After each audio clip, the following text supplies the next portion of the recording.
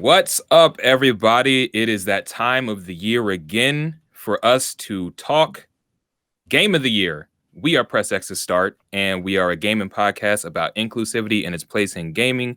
Games for everyone, and we at Press X hope to break down the walls of exclusivity with our discussions on news, reviews, and all things video games. I'm your host, your heavyweight champion from Wish Nigga Wood, California, a.k.a. the janitor because of be watching niggas, a.k.a. Pan Am's baby father. Ooh, wait. Marcus, you can't force yourself on women like this. She has shown no requital. Hey, she made her choice. You have to live with it, Sean. You have to live with it. You saying like, you know what? Let me not go down this rabbit hole. I am Sean MF Ross. And what the MF stands for? Marry Facebook. Marry Facebook?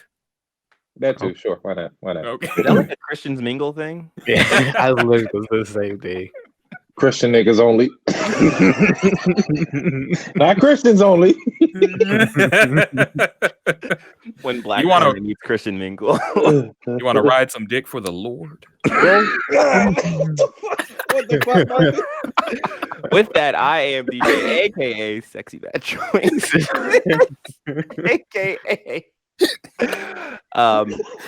We all don't share the same sentiment as AKA, did you know? What? This is new because I didn't even know this. UK gangs are reportedly stealing PS5 consoles from delivery trucks while in motion. What's all this? This is some legit Fast and the Furious shit. Run the console, bruv. You got one of them pre-trolley fives, is it? Pre-trolley vibes.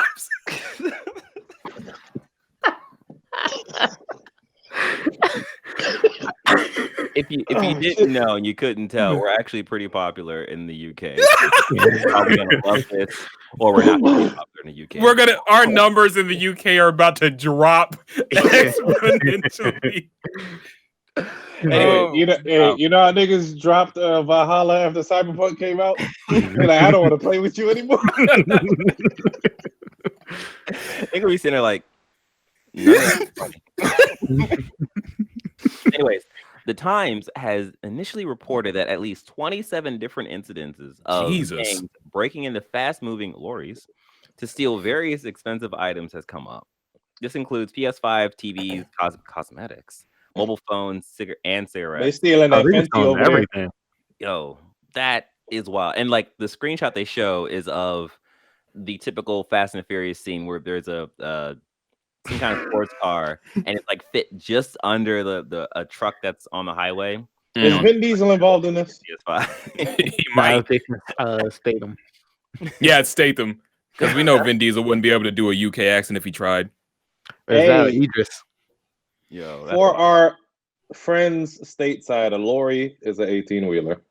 Right. Or a tractor trailer. Those are all facts. Anyway, introduce yourself, Cam. What's up, everybody? This is Cam. Coming back to the podcast again for the Game of the Year episode. I don't think I was at the last one, so this is you weren't. Yeah, nice turn of events. Hello, good to see you all again. how you got more time for us after your son is born? You don't make no sense, nigga. It's because when your child comes to the earth, you're like, oh man, who's gonna take care of me when I get older? And so as I get older, I'm like, what podcast is going to take care of me? Let me come back into this child's life. This nigga found out we in the top 10 UK gaming podcasts and decided to show back up in the life. Yo, he brought Chick-fil-A. Yo, it's the moment y'all became award winning that I was like, oh, I need to get back in these niggas' lives. Hey, I'm going to do the speech for y'all. I'm going to do the speech. Right. I didn't show no podcast all year until that award winning podcast. I was like, hey, let me do the interview. Let me get my suit ready. Back then, they didn't want me. Now I'm hot. They all want me. Anyway. But yeah, we're all introduced now. So it's that time, like I said earlier, at the end of probably what was the most bizarre and tumultuous year in the gaming industry. I can't think of a year that was worse or weirder than this one for the industry, but 2008 was worse than this one. No, he's just throwing out a year. He's being a jackass. Man, the only one I can think of is probably when everyone started doing games as a service. and like true Overwatch and like loot boxes. Like, right. The year microtransactions came on the scene. Right. But basically despite all that, EA. We've made it to this point, and there have still been some bright spots, and we're going to talk about those with our respective Game of the Year lists. And then once we're all done with that, we're going to give some like extra Press X awards, including the Player Choice Awards, which some of you guys voted for. So thanks. Before we do that, we've got some people who are not on the cast this week, Doug and Jordan, and these are their personal lists. So Jordan, he has Need for Speed Hot Pursuit Remaster. I thought about buying that. I seen it for $20. Yeah, he said it was really good. Cyberpunk 2077. Now he's playing on the Series X, so there's probably a good reason why it's there. I like the disclaimer. Right. Yeah. Doom Eternal. Okay. Yeah. That makes sense. And Assassin's Creed Valhalla is his top game of the year. Yeah. Okay. And then Doug, he only has 3 entries here. Surprising entries, actually. He has Animal Crossing. Now, we either think that he has a secret Switch. When did he get a Switch? Right. What did this? How did he play Animal Crossing? Or he put that game here because of the clout of the game. Either way, we gonna let it rock. Alexa, play Migos. Then he got Ghost of Tsushima, which he made a disclaimer for saying he put it there grudgingly. Did he not like that game? He thought it was fine. Yeah. He thought it was just fine, though. Yeah. It's just that was one of the better games he played this year. Yeah. That was new. Apparently not, because it's not his number one. Well, it was more so because the story didn't really speak to him. Yeah. And so, yeah. He felt, You know what? I don't remember him playing Last of Us either. When did this happen? Now, for Enrique played Last of Us. Yeah. Oh, Last of Us 2 is his personal game of the year out of the 3, and he watched his husband play it. So he at least had a strong backseat experience. Right. Oh, Jesus. I'm immature. Oh, no. Moving on. I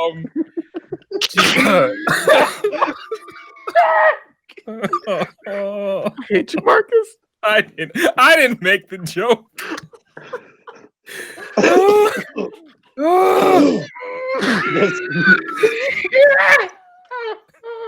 Okay. Just edit all this out. Oh man. Well, now with that out the way. Oh my God.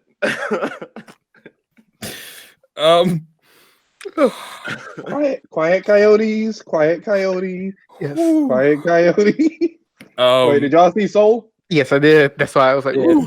Yeah. No, I watched Wonder Woman instead, unfortunately. Talk about disappointment. But all right, so now we're gonna get to the rest of our list. So starting out with me, number 5 for me is Spider-Man Miles Morales. It's number 5 for me because it was a really good game, but it is a lot of more of the same for the first Spider-Man game we got in, was it 2018? So it's not really like reinventing the wheel in any way, but they did a good job of justifying this story and telling a cool story for Miles, and adding enough little gameplay things here or there, like Spider-Man's or Miles's Venom powers and everything. So it was a rock solid game, and thankfully it didn't just feel like a DLC, but actually, just a solid new entry. Number 4 for me, Persona 5 Royal. Now, I'm a huge Persona fan. Persona 5, I believe, was on my list 2 years ago. Yeah. And Royal is kind of like the Game of the Year edition of Persona 5, but at the same time, they also added enough new stuff into this game where it feels like a completely different experience. Wow. So they did a good job of justifying a further expansion of this game. What they decided to add to the game actually helps the story be more coherent. They do more with certain characters that they kind of neglected in the first time around. And I mean, this game has to be on my list because I sunk like 300 hours into it and I platinumed the game. So you platinumed the game? Yes, I did. Wow. Yes, I did. Know that. Yeah. Okay. This game was my time sink of the year. I don't think I played any game more this year than Persona 5. Next up for me, Final Fantasy VII Remake. It's well documented at this point that Final Fantasy VII is quite possibly my favorite RPG. And it was the game that really that's only because you haven't played Parasite Eve, but continue. Or Front Mission 3. Sean, you're the only person who's played Parasite Eve. Which is why you're never getting a remake. But they're like, one sale. We got one sale on this game. Final Fantasy VII, I do feel like it is a bit overrated in terms of just its overall legacy, but I love Final Fantasy VII. And the fact that they were able to do this remake and actually stick the landing. You know, it's not a perfect game. There are certain things that they skimped on in terms of presentation, but just overall in terms of telling like a very unique story, which kind of acts as a ode or a homage or a love letter to the original story, while also kind of trying to do something with the narrative of fighting the future and fighting the predetermined narrative is really cool. They would have never been able to meet whatever hype had been generated since. Absolutely. Yeah. And like the score was great. The way that they updated the fight mechanics to make it feel both like the old game while also bringing that kind of Final Fantasy 15 flash to it was really cool. And it has me really excited to see where they can continue to go with this story. So shout out to Square Enix for doing that and landing it. Number 2 for me, Ghost of Tsushima. At this point, if you've been listening to the cast, you've heard our review cast, you've heard us talk about it while that game was like out and it was new. So I don't really have anything new to say about it. Ghost of Tsushima is a great game. And in any other year, if my number 1 hadn't come out, it would probably been my game of the year, but it's a fantastic game. And then my game of the year, shouldn't be a surprise to anybody, is The Last of Us 2. Not Animal Crossing? I don't play baby boo-boo games. I'm up to your house. But yeah, I mean, The Last of Us 2, there may have been other games this year with more distinctive art direction, some more groundbreaking fight mechanics, but this game, in terms of just a narrative and overall experience, nothing this year touched it for me. And it was the only game I think that I've ever played where when the credits were rolling, I just kind of sat there staring at the screen speechless, and I had to collect myself because I just didn't know what to do with myself when that game ended. But yeah, so that's my game of the year. I understand. So yeah, passing it off to Sean. Oh man, mine isn't in any particular order because I don't think I had like a definitive thing. Maybe, I mean, like Apex Legends is of course still on there. I haven't played it in a while just because the PS5 came out, so of course I've been playing like all the new stuff that came with it. You know, Astro Room, Demon Souls, Spiderman, all that good stuff. But I still try to get in, you know, Apex Legends when I can. Okay. Ghost of Tsushima was a very satisfying game to play, like just overall. Maybe the collectibles were a little bit extraneous, but that was, you know, not bothersome because of how fast the fast travel was, even on the PS4. Like they did fucking magic with this game somehow. Yeah. The narrative possibly could have been better. Like I feel like we could have cared about Jin Sakai and his band of merry mates and his crew, you know, a little bit more. But Suicide Squad. Yeah.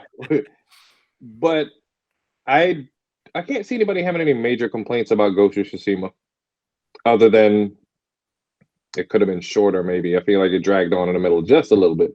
The people were too There's too many Asian people in this game. Where's the diversity? I don't care if it's in Japan. What about the white people? Streets of Rage 4, like seeing this on somebody else's list, I was like, oh yeah, I did play this year, didn't I? Mhm. Streets of Rage 4 was a very enjoyable game as well to play. I just wish y'all were into more retro games. I'm actually surprised the other person is even playing this game, but you know, I'll contain my rage. Streets of Rage. The representation in this game was pretty good. I mean, it was like a half black cast.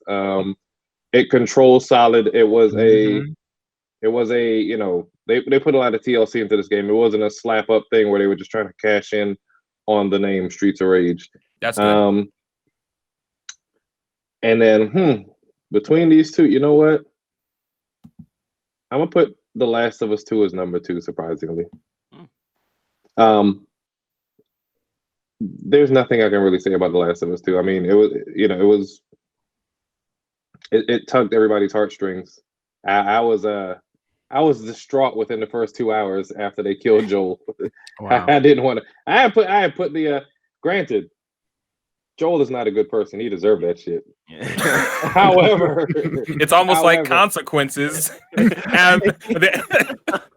This was that scenario that I always put forth with Walking Dead. We only like, what the fuck is his name? Rick. Yes. You see, I fell off of that shit a while ago. We only like Rick's crew because we follow them first. You always attach yourself to whoever's story you see first. Shit, America is the villain in the world, but you know, not wrong. So I mean, I don't know. I played it twice. I platinumed it. I enjoyed it, but I don't know if I'd play it again. They'd have to add more. Well, you also played it twice, so you know. Yeah, that it would be nice. I mean, I played the first one a couple times as well. It would be nice if they had another DLC similar to Left Behind. Yeah, that'd be cool. And I guess my number one, which was, you know, it got the perfect. I think this was one of the only games that got a perfect score this year, or one of the very few games that got a perfect score, was Spelunky 2. I need to get back into that, but I'm trying to finish up Cyberpunk and all the other games. But I'm not surprised that this is your number one at all. Yeah. Very on brand. Like, I mean, funny enough, I looked at how many hours I had into this.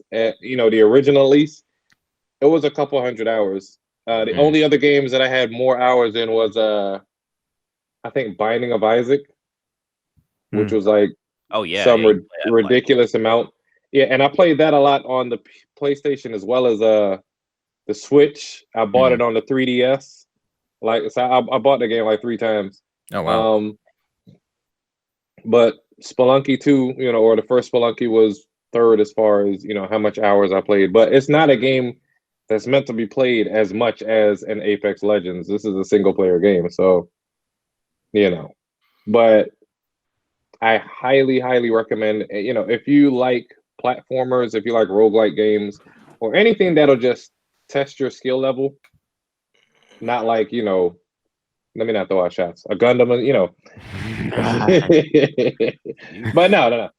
Go try it out. I mean, DJ, we played the first Spelunky. You were trash at it. We're not comparing it to guns, though. Why you gotta bring up bullshit? But I mean, no. That's my list. That's my list. Okay. DJ. Speaking of Gundam, if that's on the list, nigga. My caveat is that these games are separate from Gundam because Gundam is always my game of the year, always and forever. Actually, Gundam, your woman of the year. As he looked around. Yes. Speaking of Gundam, actually, this is a random did you know? I actually have 427 consecutive days playing. My God. Of Gundam. And the only reason why it is not 429 is because I forgot playing fucking Cyberpunk. So fuck. Anyways, my perfect attendance. No.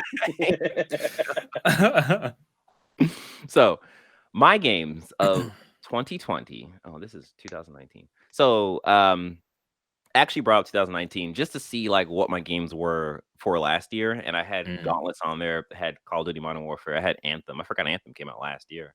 Oh my god, I feel like 20 Pokemon, years ago. right? Yeah, Pokemon Shield, and then Gundam Battle Operations 2, of course. My runner-up was actually Borderlands 3 and Remnants from the Ash. Oh my god! Me and DJ, we definitely played that together. Yeah. Well, read your list now, nigga. Caveat, I think play is a harsh word. I think we survived that game together. It was actually fun. It was just hard as hell. Okay. Yeah. So my number 5 for this year was Final Fantasy VII Remake. Playing the game, I had a good time playing the game. I think looking back on it, my only contention with the game was the ending and how Kingdom Hearts it felt.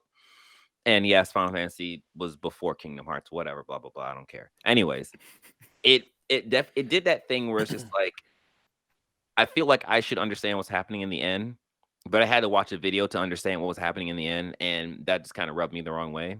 Yeah, I will like agree that the ending itself, if you didn't play the original Final Fantasy or you haven't like followed Final Fantasy VII lore, it would probably be like real confusing. Right. So that was really my pain point for that game.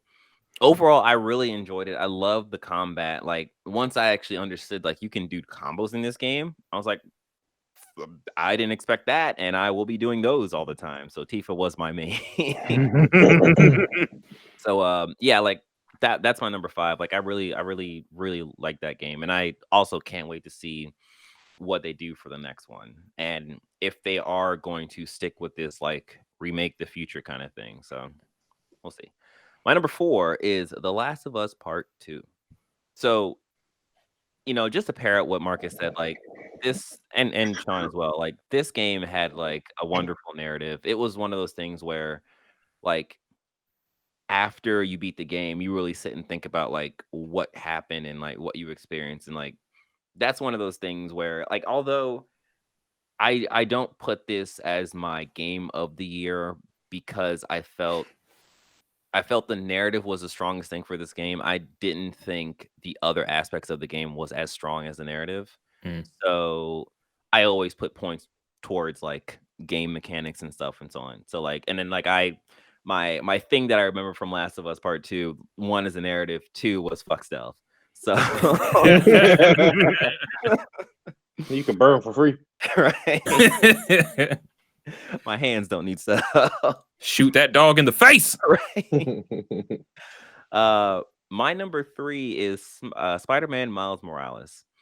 So this spot would have been Cyberpunk 2077, but Cyberpunk 2077 was Cyberpunk 2077, so it's not there. Hey, look at you saying it properly consecutively. Yeah, right. Look at you. So Spider-Man Miles Morales, I enjoyed the game. I thought that what made this game suffer was the marketing, because they weren't super clear on what exactly this game was. It's not a DLC, it's not a full game, it's somewhere in between. And coming off of the game, I felt like, yeah, this is something in between. Like this is a side story. And I really wish that this was a full-length feature game, and like we got more with Miles, we got more with Haley. Yeah. Oh yeah, shout out to Haley. Sure. Yeah, shout out Haley. Yeah. So like I'm looking forward to see what the Spider-Man sequel is and how this will wrap into it, because at the end, I guess spoiler alert to Miles Morales, we see Venom. Well, we don't see Venom. We're POVing Venom. So we see a symbiote rather. Yeah, right. What if it's actually Carnage instead of Venom first? Anyways, whatever. Also, side note, Shout out to this game being the cross-generation game that worked. Yeah. Well, I mean, this and Valhalla today. Oh, Valhalla too. Yeah. So and Watch Dogs. Was that cross? Yeah, it was. Oh, it was? Okay, never mind then. Yeah. So the major points for Spider-Man Miles Morales that I give it is the Black representation. And I think this nailed it on the head in terms of what I wanted to see from a game and doing that.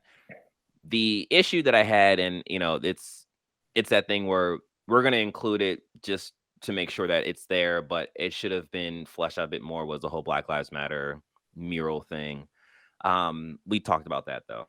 So that's my number 3. My number 2 is Animal Crossing New Horizons. So this game, that we talked about this a lot. I thought that this was going to be the game of the year because this was the game of the year. And I think Nintendo didn't, this is one of those things where Nintendo didn't understand or didn't know the gem that they had when it released. But then after it released, people were like, this is the game of the quarantine. Like, this is what we need right now. Like, this is our break from reality. And I think Animal Crossing, like on my list, Animal Crossing does the thing that games are supposed to do, which is escapist.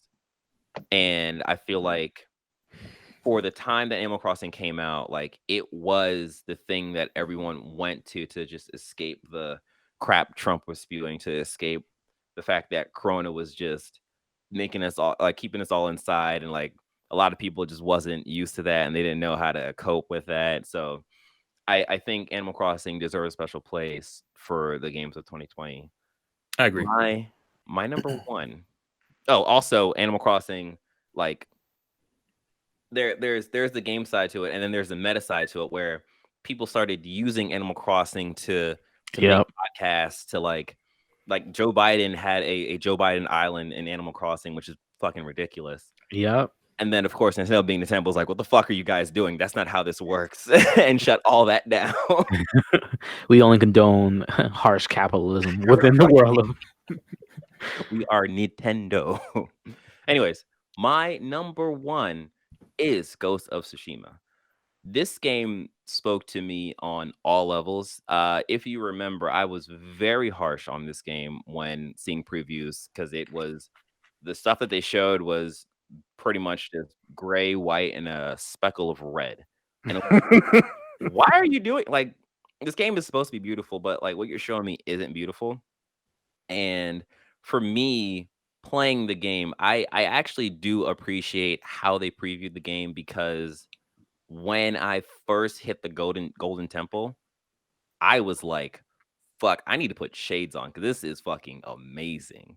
And it just kept hitting those high notes, and like the combat system was something where at first I was like, I don't know if I like this, but then once I got the second stance and I realized, oh, I can like combo between the stances, and then the parry system was something that I at first didn't like, but then I kind of understood it more and realized that you can do that like in the middle of a combo, and like how flexible the combo system. It's like, so for me, that was something that just blew my mind. And then another thing too is like, the one thing that I loved and I wish I actually spent more time learning is the blocking system, because you can actually feint your attacks. And that was something that, like, it was something they added, but they never really played up. And it was like, I slowly started to like figure out how that worked. And anyways, I love the combat system. That's a system that I really hope people look at and just kind of play with and evolve. So whatever. On top of all of this, they followed up Ghost of Tsushima with Ghost of Tsushima Legends. And it was that thing where it's just like, this is a single. I forgot about that. Yeah, like this is a single player game. And it's like, they're going to make a multiplayer game. The last time we saw that was Uncharted. And that was just like, oh, this is cool. Like, I played Uncharted multiplayer, and it's like, this is fun. This is not something I'm going to play for very long. But other people, a lot of people still play that. Yeah, no, I know. Yeah, like my girlfriend was playing that for a brick. Yeah. Like people, as well as factions for Last of Us. Yeah. Yeah. But like Legends was something that when it hit, everyone was just like, stop. You need to play this because this is actually like really good. Mhm. And they pretty much just they released the thing. They said, in a couple of weeks we're gonna release the raid, and that's it.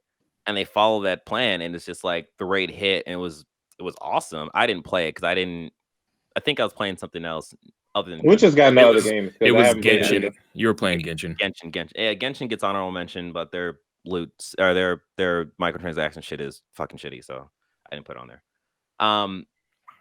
But yeah, Ghost of Tsushima. I love that game, and I cannot wait for the sequel. Also, shout out to Ghost of Tsushima for giving us a majority of our content that wasn't Apex Legends content for a chunk of this year. How dare you? How dare you? Just for that, 5 more. 5 more. Also, shout out to Yuna and shout out to Kimiko. They're awesome. Yes. All right, and Cam, close us out.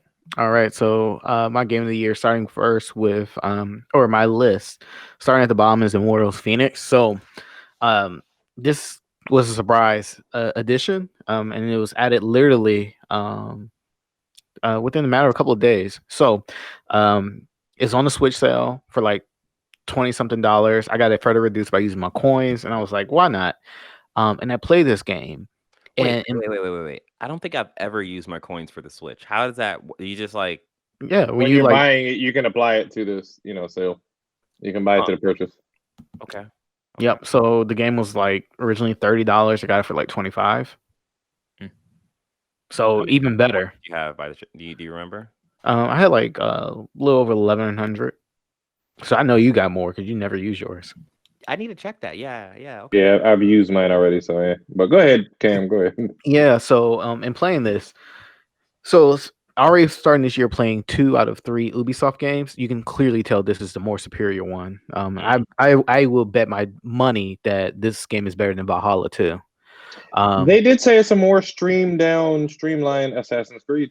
Yeah. I will say out of all the Ubisoft games that came out this year, I can say this is probably the best one, for a couple of reasons. I'm probably me and DJ are probably in the minority of people that Breath of the Wild didn't click for them or didn't really resonate.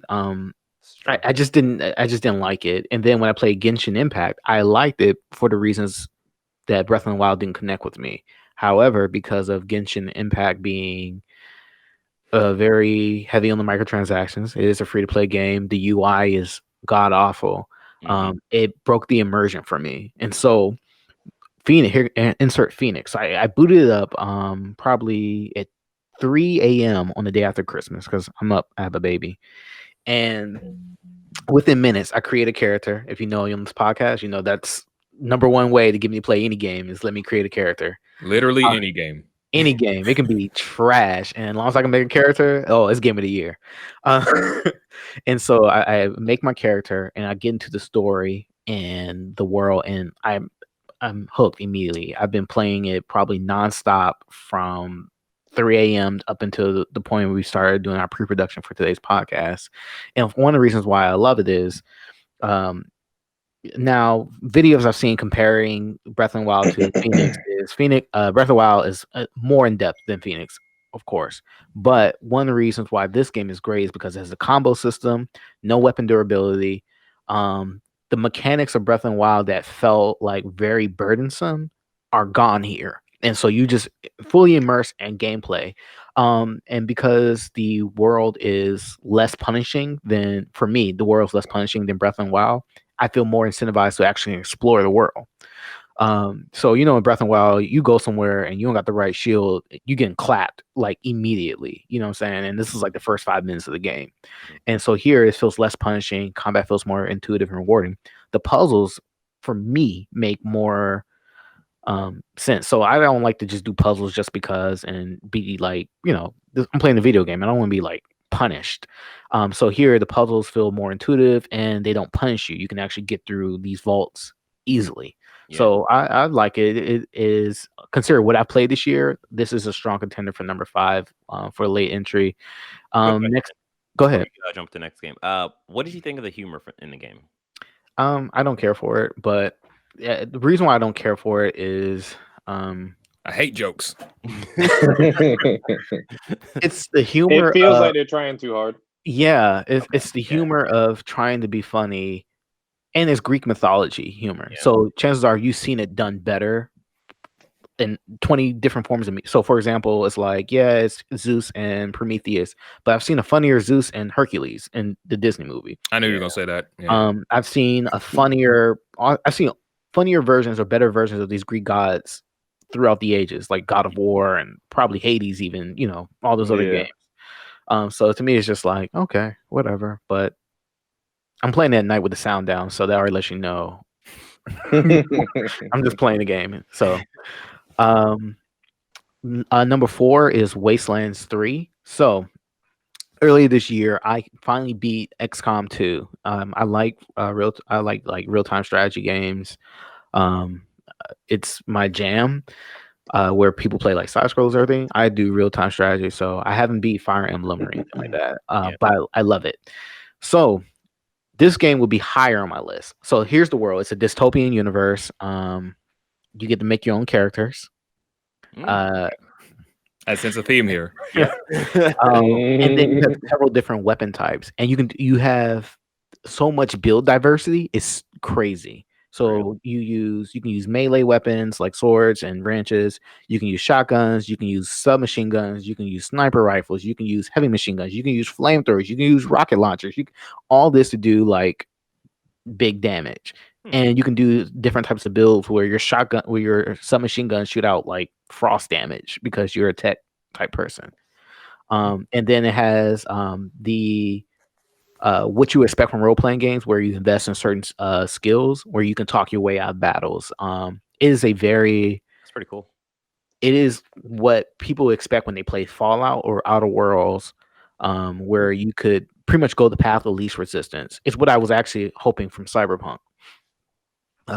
But the reason why this game is not high up on the list is because I haven't beaten it. And the reason why I haven't beaten it is because, like Cyberpunk, is a game that was clearly meant for PC. And so when you play it on console, it either the frame rate. Huh? What are you playing on right now? I'm playing on PlayStation 4. Okay. And so when you play it on PlayStation, the frame rate dips, locks out, and it crashes on you a bunch of times. And so I stopped playing it with just being in the mind of, I'll get back to it when it gets patched. And then other stuff came out. But when I played it, I loved it. I absolutely loved it. Next up is Streets of Rage 4. So here's how I ended up playing Streets of Rage 4. July 4th weekend, I'm in Atlanta with my brother-in-law, and our tradition is that whenever we get together. So you was playing at King of Diamonds, is what you're saying? You playing Streets of Rage 4 in the strip club? And was like, I got my own queen at home. Ooh, Streets of Rage 4. Let me not look at these breasts. I got to play with Blaze both in person and out. Now coming to the stage.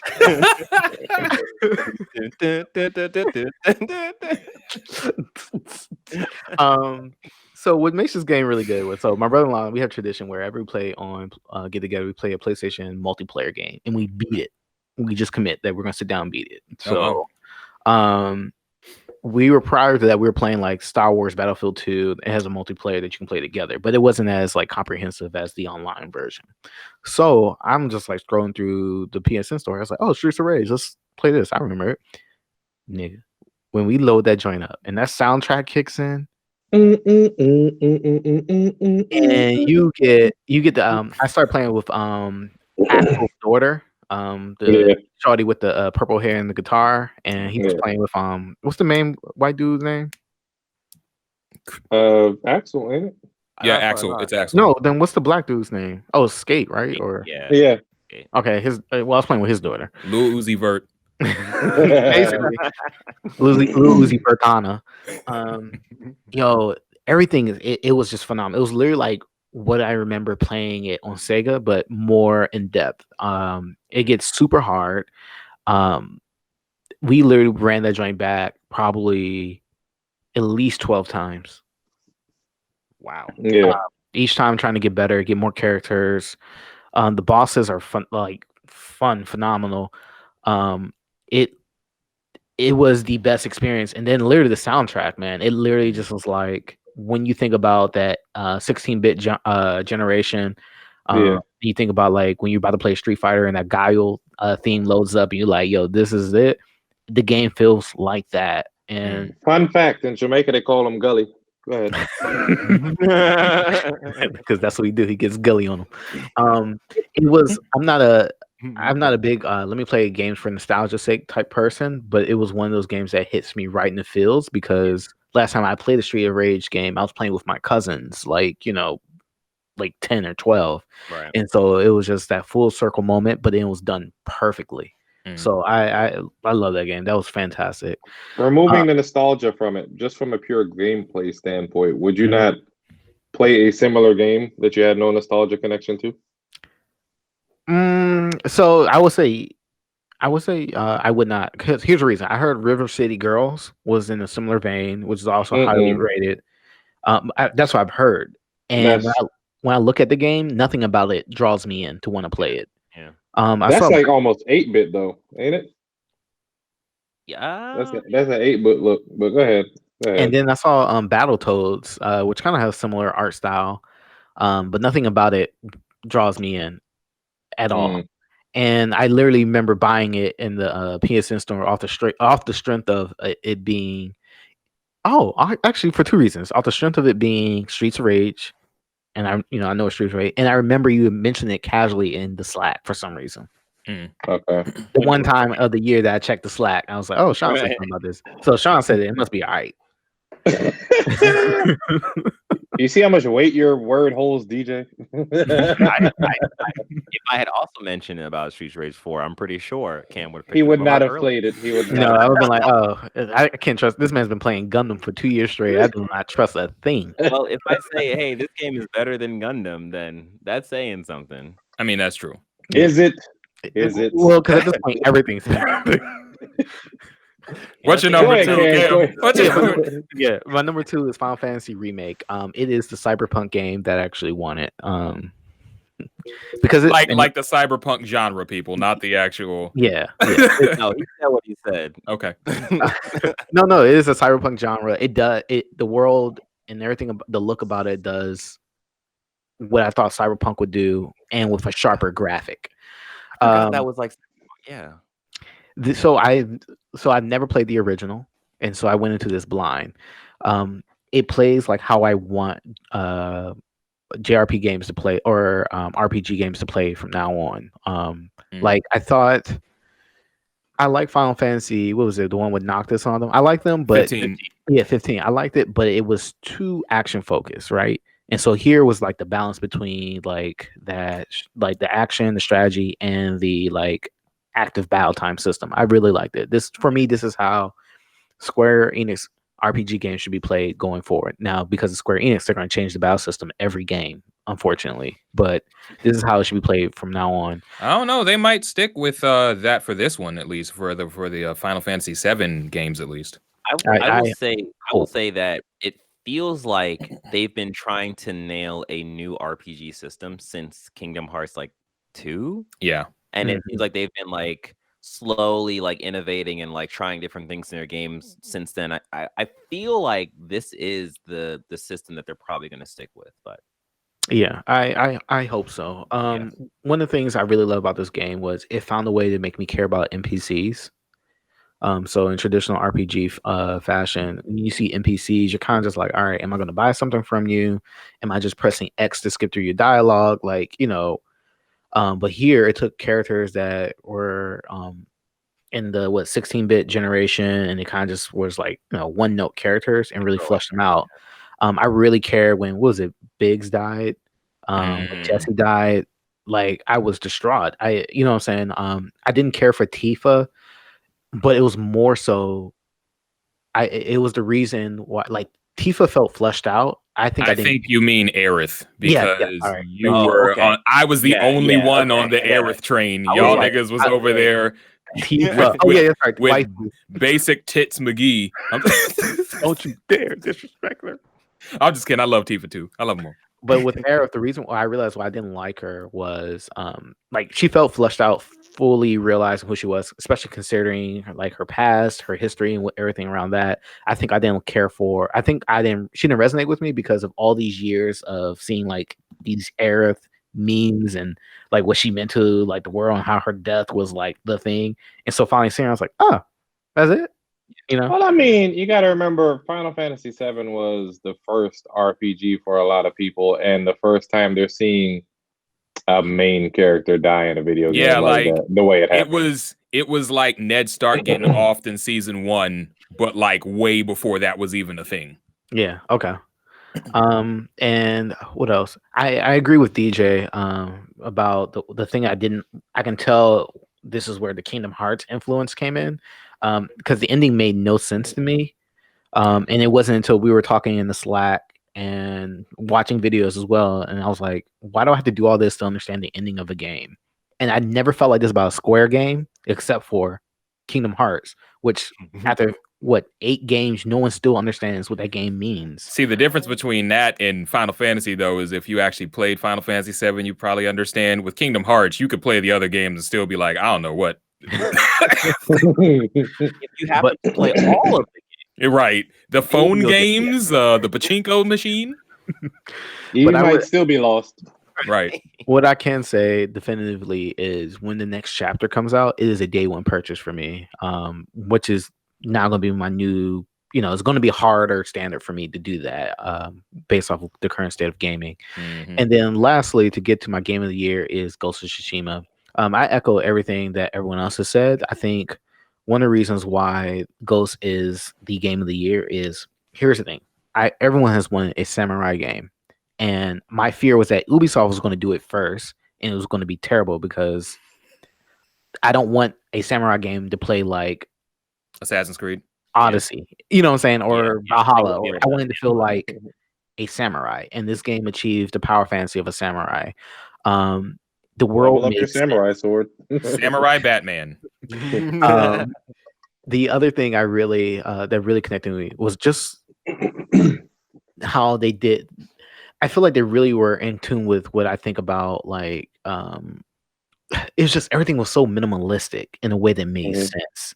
Like I didn't have to go to my HUD to like turn off everything. It was like, no, we're going to turn off everything for you. We want to make this as immersive as possible.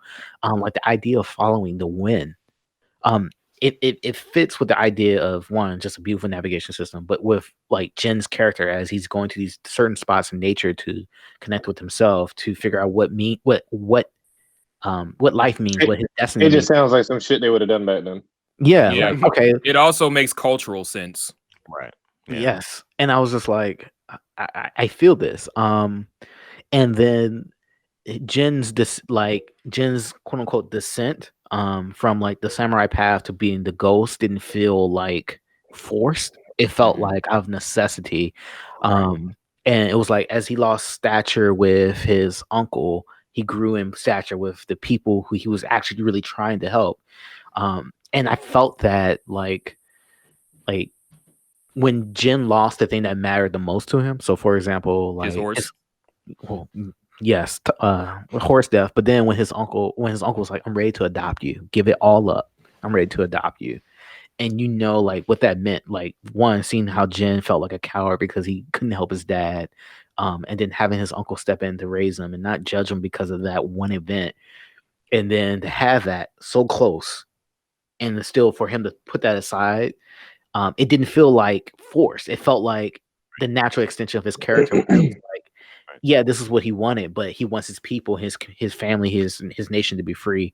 Shout out to Lady Adachi. Like I loved her character because like it was good to see it was good to see a female character that was strong in a way that isn't like archetype of normal female strong characters. It was good to see someone being revenge, but then pull themselves back in a way that's reasonable. I like the plot twist of the revenge, because for her to go through all that and find out it's her sister, and it makes sense for why her sister would be pissed given the time frame, their culture, whereas like marriage is the thing that like elevates you or takes you to the next level. Right. And her sister's reasons made sense because it wasn't because even though like her husband chose her because he loved her and all that, but her sister was maybe she should have got some ass shots.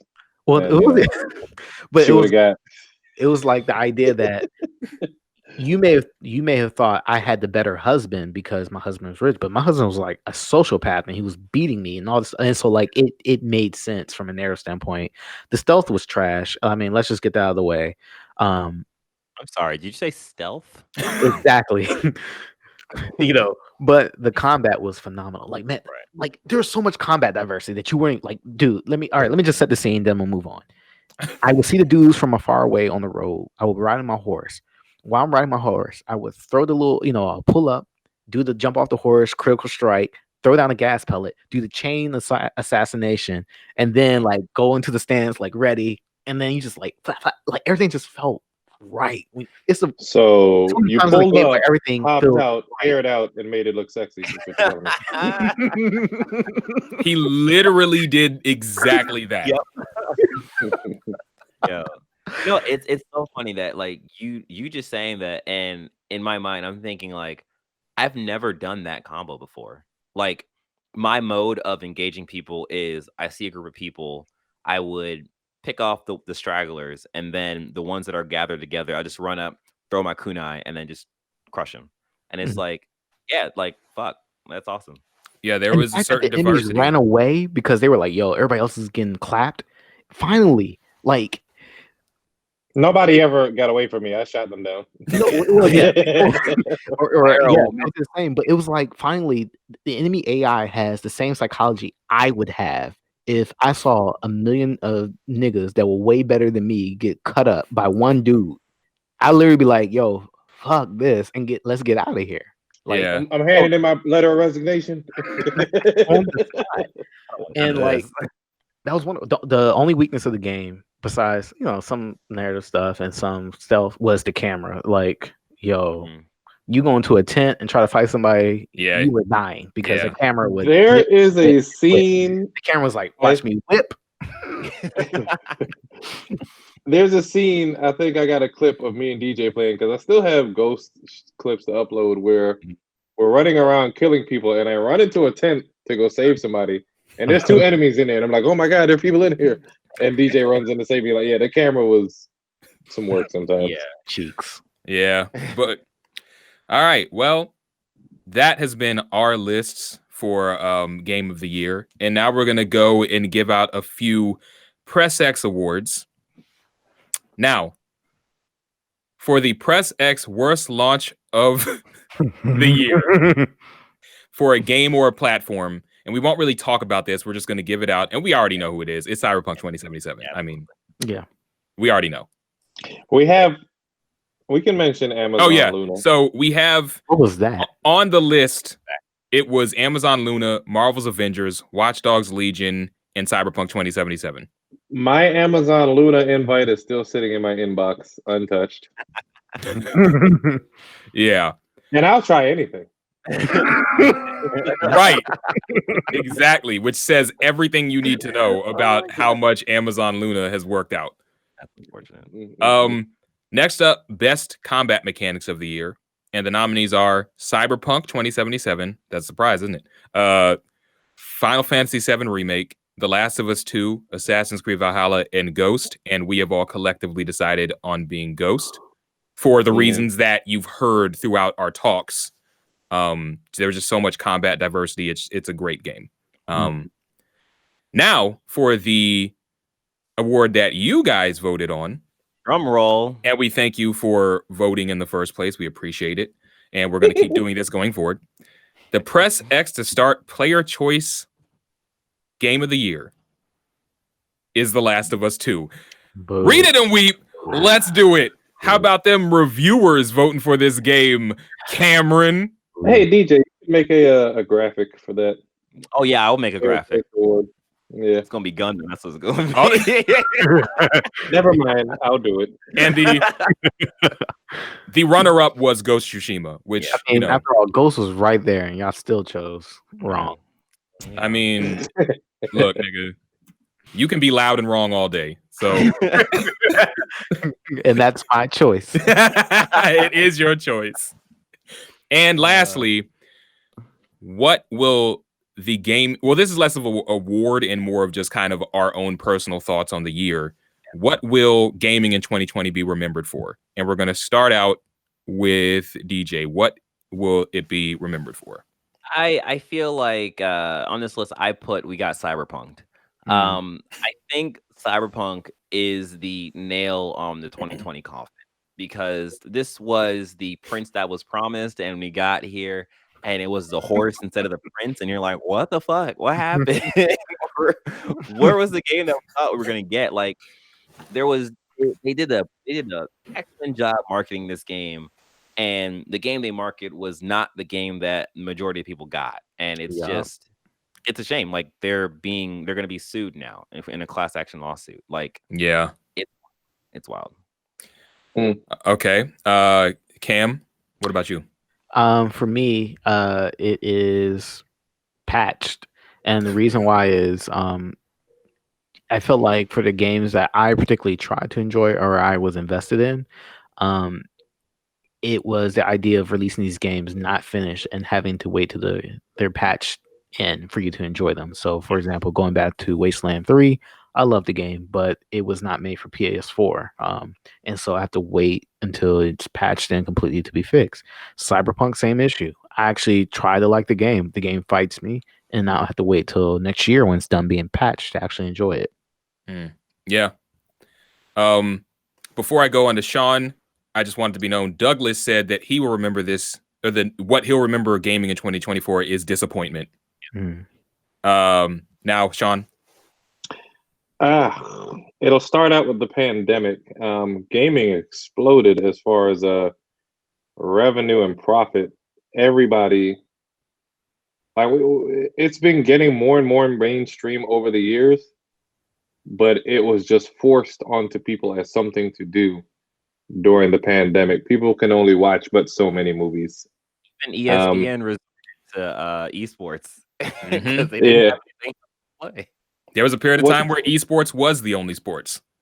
It's hilarious that you remember? I don't know if you guys remember a article we did where they were building a stadium for esports. Yep. Hilarious. I don't know if it ever got underway, but damn, didn't get much use this year. But yeah, that and people are finally seeing the ugly side of scalping to the point where some governments, world governments, are thinking about making legislation, to make it illegal to use bots to buy something. Shout out to UK.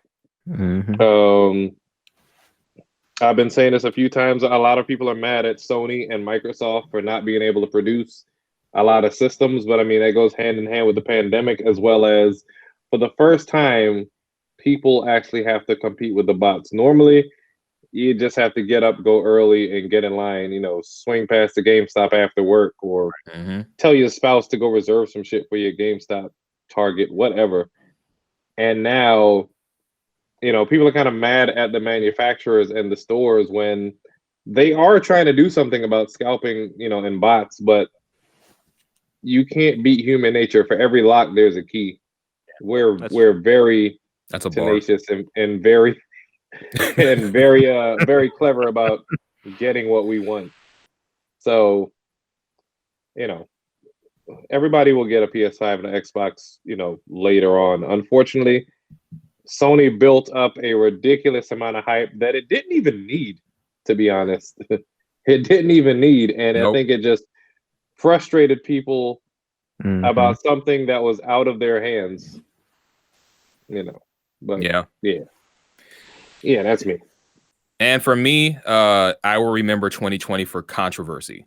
Up and down the gaming industry this year, from the top of the year to the end of it, it was just marred by controversy on all facets. From the inclusion of or the acknowledgement of Black Lives Matter toward the beginning of the year, to a lot of things being unearthed in terms of like bad working environments with sexual harassment and assault, or just toxic environments in general, to The Last of Us 2 having just one of the most controversial launches I've ever seen, to all the way up to Cyberpunk 2077. Like, this year has had controversy for 2 years, and I don't know if it's been topped, or if, you know, I mean, it's always possible, but I hope it doesn't get topped, because just this was a rough year all around, and gaming took a brunt of it. So yeah, so that has been our Game of the Year episode for Press X's start.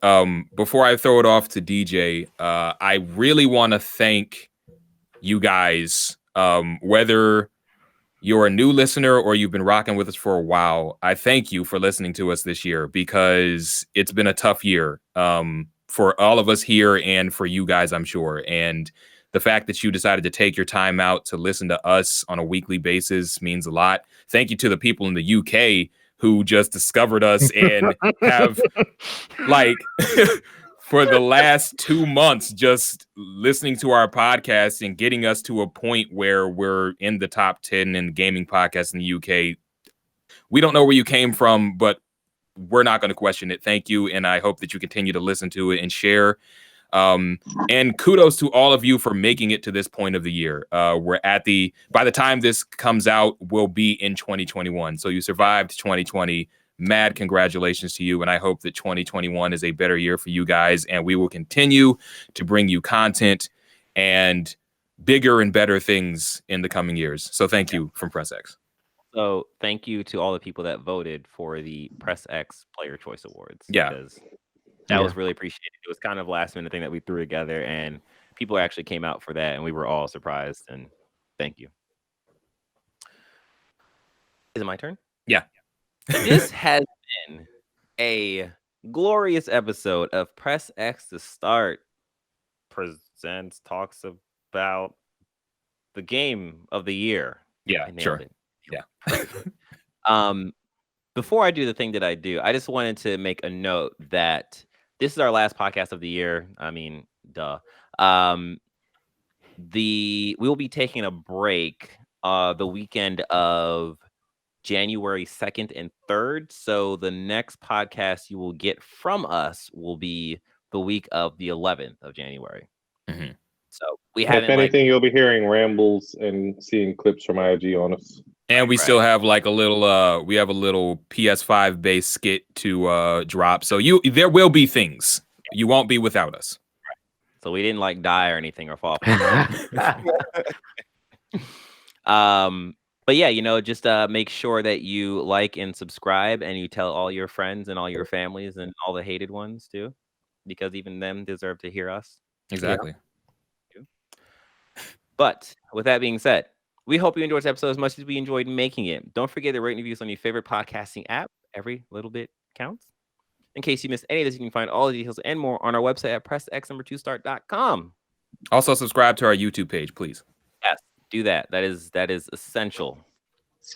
That is essential. And you're essential. Wait. You all. Not us. I don't like that. All lives matter. That's in 2020. Years matter. All right, y'all. It's been real. See you in 2021. Uno out. Peace.